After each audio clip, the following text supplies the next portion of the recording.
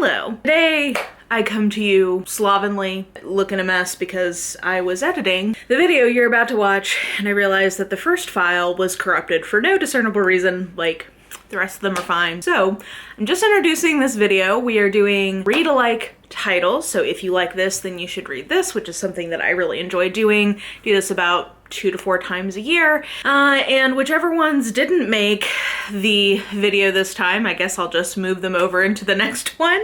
But anyway, I just wanted to let you know that is what you're about to see. So if the transition is weird, I apologize, and you know, just blame the camera gods for messing with me for reasons unknown. So I hope you guys enjoy these. I wanted to put this out now while people are still doing end of the year holiday shopping, in case any of these are appealing for someone on your list that you need to shop for. So yeah, without further ado, let me throw you to the recommendations. The next one is kind of vibe based, or like what is the project of the book based. So I would say that if you liked Piranesi by Susanna Clarke, which came out last year I believe, I think you would also like The Ocean at the End of the Lane by Neil Gaiman. Both of these are very purposeful disorientation based fantasy where you're not totally sure what's going on at some points. They're both pretty short also, so like there's not a huge premium on sort of like a long journey with the characters. It's very much based in a specific theme. I'm trying not to spoil these. A specific theme that gets explored in a kind of like short, impactful, dreamlike quality to the worlds that you're in. And I think both of these are ones that you can kind of, they maybe fable-like. I think I describe both of these as fable-like.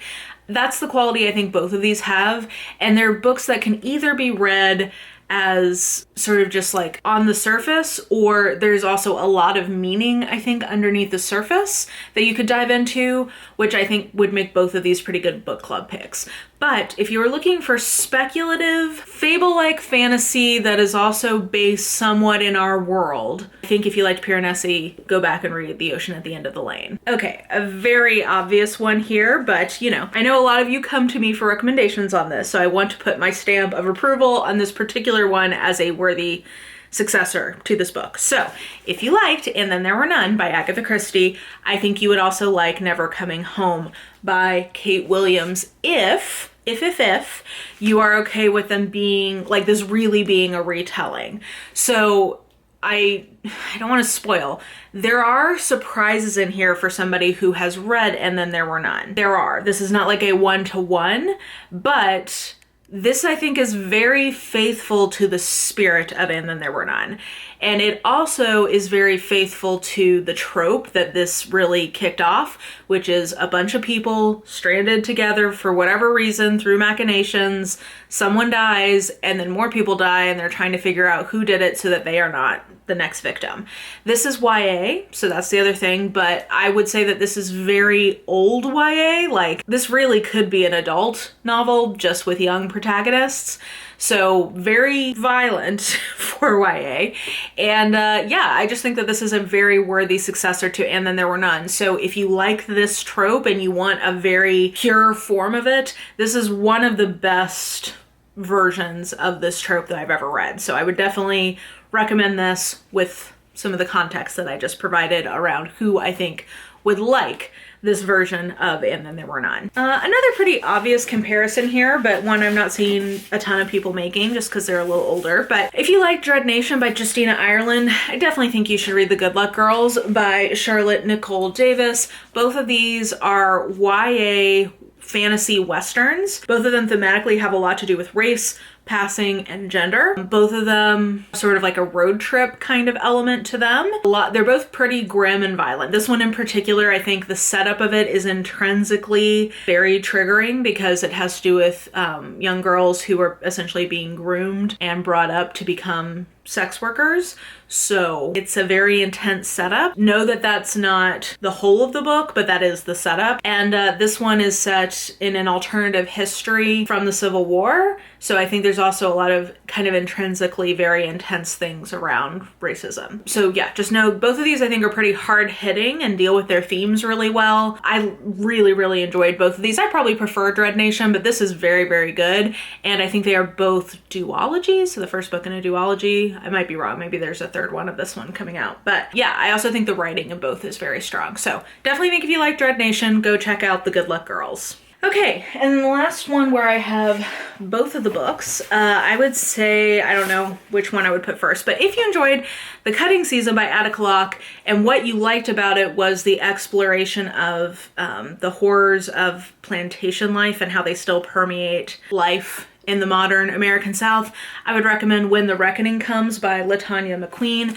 This is, I would say, mystery thriller. This, I would say, is a kind of ghost-based horror. So different genres, but thematically very, very similar projects. This one is longer, this one's shorter. Which one is better? I would say this one is probably better written, but they're both actually very well written. They have a very kind of literary quality to both of these books. I think these would both be great book club discussion picks. And yeah, I mean, it's intrinsically very heavy subject matter, obviously, but if you can hang with that, I think these are both very rewarding reads, and I happened to read them both in October, so reading them together really highlighted to me how thematically similar I think they are in a lot of ways. So there's the, not service level, but like there's the obvious thing of like, oh, these are both about how awful plantations are, and there's some kind of similar elements in terms of historical recreations, acting out some of that. So there's like obvious things, but I also just think thematically these books have a lot to say to each other, so I think that they make a really good pairing. Okay, so now moving to the ones where I only have one of the books in question. So first of all, if you liked Book Lovers by Emily Henry, I would recommend Well Traveled by Jen DeLuca. I think both of them are small town, like small set of cast of characters. Both of them are romances that also are very much about the main characters finding themselves, so kind of tonally closer to general fiction or maybe like women's fiction, like in terms of their themes, and not necessarily reading as much like a genre romance. I think they both have that, and I think they both really are about the main characters finding themselves in the midst of like career crisis kind of stuff. So yeah, I think Jen DeLuca gets a little less attention than Emily Henry does because I don't think her writing is as memorable or unique as Emily, well, unique might not be the right words. I just think Emily Henry has a very specific writing style that really connects with readers, myself included. I don't know that Jen DeLuca has that, but I think in terms of kind of the vibe of the book, the kind of place within the genre, if you're liking Emily Henry, I think that Jen DeLuca's series is a good place to go for something that might read slightly more typical romance, but I think is kind of a lot in the same thematic concerns, a lot of the same character types, etc. So just an idea if you're looking for more Emily Henry, since she only gives us one book a year. Okay, and then another Attica Locke that I wanted to mention. So I actually have two read-alike titles for Blackwater Rising. So I would say that if you liked The Pelican Brief by John Grisham, and what you liked about it was the kind of big oil, political, suspensey elements, this is more of a, I think the genre is rural noir, but a different take on similar themes because there's a lot of political machinations around big oil. Pelican Brief is based like in Louisiana. This is based in Houston, same kind of part of the country. Different genres, I think, and definitely with different kind of takes, because this is really a lot about race and class and how that intersects with that topic. So that's a read-alike. I think the other read-alike that could go to this, and I also think the other first book in a series I read from Attica Locke, which was Bluebird, Bluebird, I would say if you liked All Her Little Secrets, and what you liked about that is actually Cutting Season 2. What you liked about that was that the main character is kind of like a lawyer who keeps just messing up and like cannot get out of her own way. That seems to be a thing for Attica Locke too, in this case an actual lawyer, but in the other two, just characters who have secrets in their past and they're very much trying to not let those secrets bubble up and therefore make decisions that they're probably too smart to have done. but they're being kind of controlled by their desire to hide things. I think if you like that about all her little secrets, that is a similar element in all three of the Attica Locke books that I read, but this one included. Next, if you liked How Jesus Became God by Bart Ehrman, then I think you would also like The Misunderstood Jew by Amy Jill Levine, I think was that author's name. Because this one is very much about how, like, both of them are sort of complicating our picture of who Jesus as a historical figure was. This one is talking about, or sort of like arguing that Jesus at the time did not conceptualize himself to be God in the way that the Christian tradition came to think of him as being God.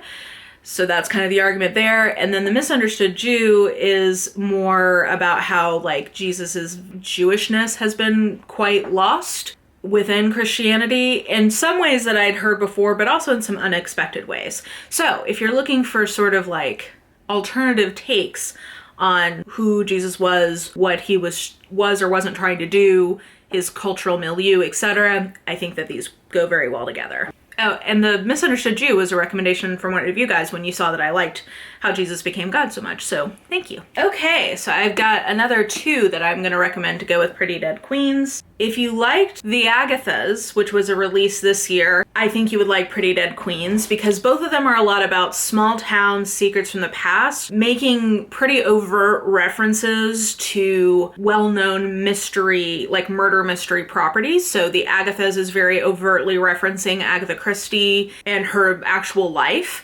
So there's that reference. Pretty Dead Queens is also small town secrets, and both of those are YA, I should say. Small town secrets, secrets from the past. This one is referencing more overtly, though, Murder, She Wrote. Which leads me to my second read-alike. I think that Station Eternity is another book that came out this year that's very overtly playing on Murder, She Wrote, except that's more like in a sci-fi setting, so that's from Mer Lafferty, but Pretty Dead Queens is also playing with kind of tropes around Murder, She Wrote. So I think all three of these have some DNA in common, but from different angles. Okay, another very basic one. I think if you liked The Secret History by Donna Tartt, and what you liked is the collegiate setting and the plot, I think you would also like In My Dreams I Hold a Knife by Ashley Winstead, because this is also the collegiate setting and kind of like an elite group of friends trying to sort through a murder. I would say that Secret History is much more literary, better writing quality, and this reads more like a mystery thriller. So I think they're kind of not in the exact same genre, but both are, I think, well, The Secret History I feel like really establishes a lot of what we think of as dark academia. I think that this is playing on that, and if you're looking for a less literary version of The Secret History, I think that this could be a good choice. And actually, for that matter, if you liked this book, I would also recommend The It Girl by Ruth Ware, because they also have a lot of similarities, but I don't think The It Girl and The Secret History necessarily do, but this is kind of the in-between bridging book. Then, if you liked My Best Friend's Exorcism by Grady Hendrix, and what you liked about it was the nostalgia, the quirk, the kind of offbeat humor in a horror book, I would recommend We Ride Upon Sticks by Quan Berry. This, I would say I liked better than My Best Friend's Exorcism. I really like Grady Hendrix, but that is probably my least favorite one I've read from him so far. I still liked it and gave it 3.5 stars, but this I really liked. This was, Quan Berry is a poet, so there's a really, it's a unique writing cadence that she has. And it's also a first person plural. So all of the girls on this field hockey team are a singular character, so it's always in we. And in their case, they are selling their soul to the devil so that they can win their field hockey tournament. My Best Friend's Exorcism is a 1980s like take on The Exorcist maybe, but like quirky and fun. So both of these I would describe as fun books. Both of them, I would say, are unique in sort of their perspective or kind of authorial posture, and both of them have the big nostalgia element in them for sure. So if all of those things work for you in My Best Friend's Exorcism, I think you should definitely give We Ride Upon Sticks by Quan Berry a try, because I actually think it's a better book, but much less hyped. Okay, and then if you liked Ready Player One, if you like that, then I would recommend Warcross by Marie Lu. This is a very basic recommendation that many people have made. I would say I strongly prefer Warcross. I think it is better written. I think it is less dependent on being referential. I think it has more interesting themes. Ready Player One isn't marketed as YA, but it reads a lot like YA, and this one is YA, and they both have that sort of gameplay element and being this super special person who can like figure something out, the creator behind it all element, all of that. So yeah, I would say that I personally very much prefer Warcross because I think it is a better and less misogynistic book.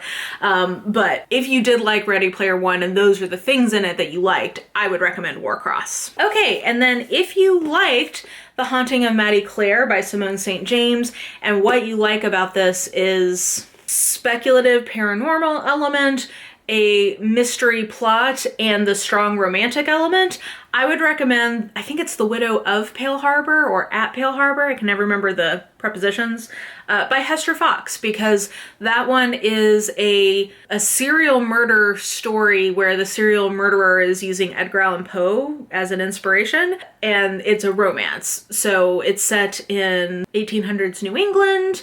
This one is set in the early 1900s. I believe, I want to say this is in Ireland. England, I guess. And yeah, so historical, speculative, mystery plots, romantic element. Both roughly about the same writing quality too, I would say. This might be a little bit better, but not much. I wish more people would read Hester Fox. I feel like I'm behind. I know she had, I want to say she had a book come out this year that I've not yet read. I need to catch up on that. Okay, and then next, the last two I'm going to say are very heavy nonfiction, so just FYI, little disclaimer there. If you, like me, were trying to learn more about the history of Ukraine earlier this year, and you picked up The Red Famine by Anne Applebaum to learn about the Holodomor, which was essentially like an attempted genocide via famine in Ukraine under Stalin when he was occupying it. I would recommend instead The Ukrainian Notebook by Igort. So this is a graphic novel, and the back half of it is a story about Russia, which is the Russian Notebook, but the Ukrainian Notebook is firsthand accounts from survivors of the whole. And because it's told through people's stories and with, drawings of what they're describing, I think that it's more approachable. I struggle with Anne Applebaum's actual writing quite a bit, and while there's a lot of good information in there, her books don't really stick with me the way that I would expect them to. This really did stick with me and was very impactful, and I think a more approachable introduction to that topic. So I would actually recommend The Ukrainian Notebook in lieu of The Red Famine, if you can do a graphic novel nonfiction, which I personally love. Okay, and then last but certainly not least, I would say that if you've been enjoying I'm Glad My Mom Died by Jeanette McCurdy this year, and part of what you like about it is that there's this sort of unexpected humor amidst very grim subject matter in a memoir, I would also recommend Know My Name by Chanel Miller. Now this is a very, very emotional and a very difficult read, at least it was for me. It is about sexual assault and, the accompanying trial, etc. And so it needs a lot of content warnings. If you've read I'm Glad My Mom Died, you also know that that needs a ton of content warnings. Both of them do. Both of them have intrinsically very heavy subject matter with the memoir, but I think both of them are very well written and find moments of surprising humor. Jeanette McCurdy's more so, but I also felt that in this, that the author has a very wry approach to her life and the subject matter in ways that might surprise you for something that's so heavy. I found that to be a welcome relief to the overall tone of the book in both cases. So just wanted to shout this out. That was something I didn't know about this book before I read it, and I think that if you found that you liked that and I'm Glad My Mom Died, I think that that exists to a lesser degree, but also does exist in this book. So they're both fantastic. I recommend them both very highly, but just wanted to call that out as a similar writing element in both. So those are a bunch of recommendations for you guys. If you are looking for something new to read, hopefully that was helpful. Let me know what you thought about any of the recommendations I made or comparisons I had. If you agree, if you disagree, if you have other books that you think people would like, if they liked one of the ones I mentioned, definitely let me know that in the comments below. And yeah, I think that will do it for this video. So if you enjoyed it, please like, subscribe, follow me on the social medias if you are so inclined. I have all that information listed in the description box below, and I think that will do it. I hope you're having an absolutely lovely day today, and I will just talk to you soon. Bye!